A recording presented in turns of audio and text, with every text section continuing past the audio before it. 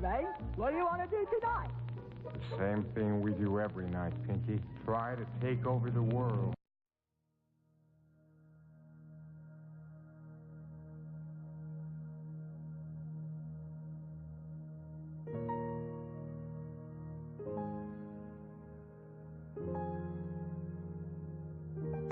These words, chapter 12, the very end of it. It's called The Veil Removed. This is the ineffable secret, the ultimate illumination, the key to peace and power. You are God.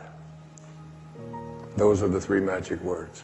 If you will accept this towering truth and dare to stand atop this magnificent pinnacle, universal consciousness will be revealed to you from within. God is there.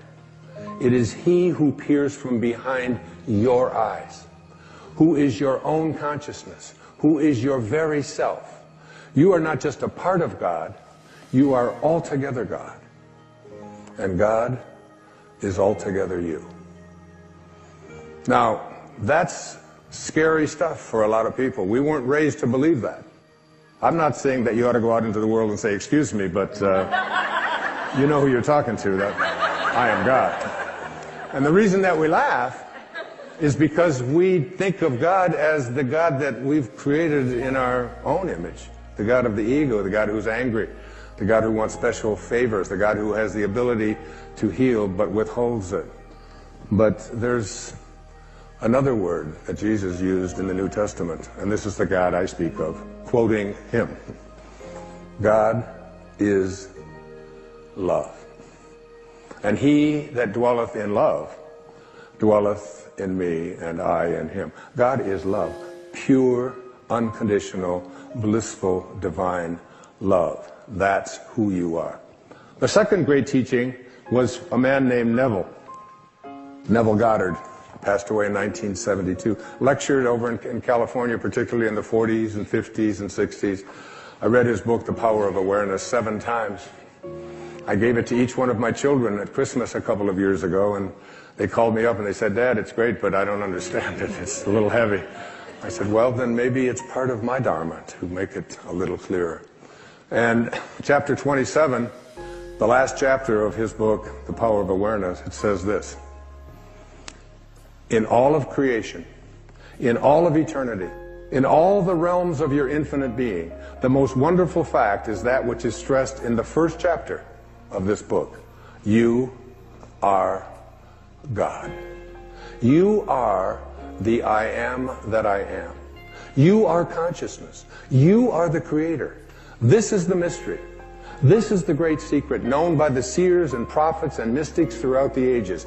This is the truth that you can never know intellectually. If you want to understand something intellectually, what you must do is analyze it, come up with a formula for it, study it, look at other experts about it, and come up to a conclusion. If you want to understand something spiritually, you must first experience it.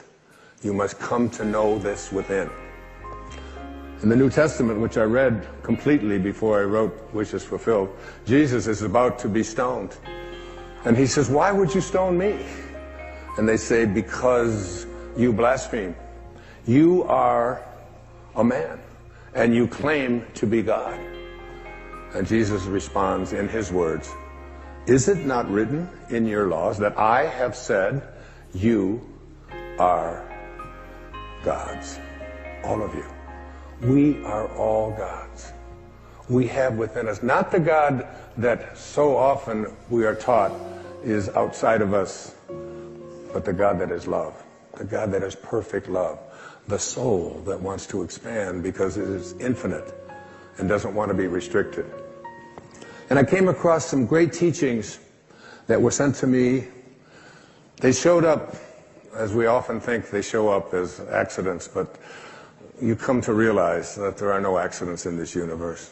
Everything that takes place have the pieces moved around by something bigger than all of us. And so it was called the I Am Discourses. And I quote from the I Am Discourses. The first expression of every individual everywhere in the universe, either in spoken word, silent thought, or feeling, is I am, recognizing its own conquering divinity. The student, me, you, all of us, endeavoring to understand and apply these mighty yet simple laws, must stand guard more strictly over his thoughts and expression, in words or otherwise. For every time you say, I am not, I cannot, I have not, you are, whether knowingly or unknowingly, throttling that great presence within you. These words, I am. I opened up this program with the words, I am well. I am perfect health. And where do you think they came from? What do these words, I am, mean? A very quick retracing of the story of Moses.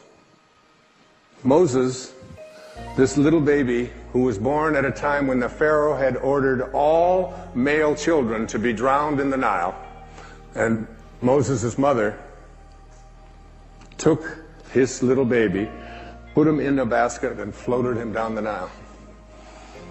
Moses was discovered by the Pharaoh's daughter. The Pharaoh's daughter raised Moses as her own son and the Pharaoh's grandson. But along in his late teen years, he got into a conflict and ended up seeing one of the Israelite slaves being mistreated, and he ended up killing him. So Moses had to take off because he was afraid for his own life. And he went out into the Sinai, and there married Zipporah and had children and was out as a shepherd. And as the Torah tells us, as it says in Exodus, he comes across a burning bush one day that is not being consumed. And the bush speaks to him. And rather than even misquote this even a little, I brought from my hotel room